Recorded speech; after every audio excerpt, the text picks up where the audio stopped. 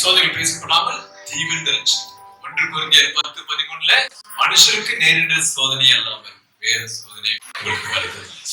சோதனை தாங்கத்தக்கதாக அதோடு கூட தப்பித்துக்கொள்ள வழி. நீங்க எங்க உட்கார்ந்தாலும் ஆண்டவருடைய காரியத்தை நீங்க நோக்கி பாருங்க. 2 தீமோத்தேயு 2:22 வாசிங்க. சங்கீதம் 1 துன்மார்க்கருடைய ஆலோசனை நடவாமலும் பாவிகளுடைய வழி இல்லாம உட்காராதீங்க. அவ்வளவுதான்.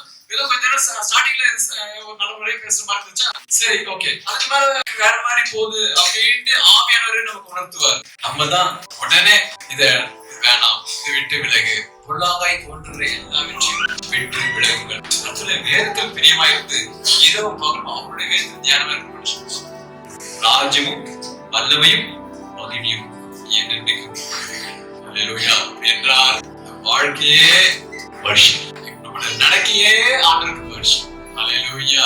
திங்கள் முதல் வெள்ளி வரை வேற எங்கேயோ வேற என்னமோ காரியங்கள் பார்த்துட்டு வேற என்னமோ எப்படியோ இருந்துட்டு ஞாயிற்றுக்கிழமை மட்டும்தான் ஆண்டவரே அப்படின்னாக்கா எப்படி என்ன நினைப்பாரு?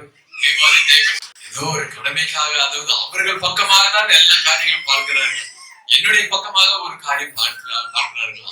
அதுதான் ஆண்டு சொன்னாரு, அன்றி நீ ஜெபம் பண்ணும் போது மாயக்காரரை போல இருக்க வேண்டும். என்ன சொல்ல வருகிறார் என்றால், எல்லா ஜெபத்திலையும் தேவனுக்கு மகிமை, தேவனையே சார்ந்து தேவனே ஒரு போக்கஸாக வைத்து பிதாவே உடைய காரியமாக பிதாவே என்று சொல்லுக வருகிறார். அல்லேலூயா.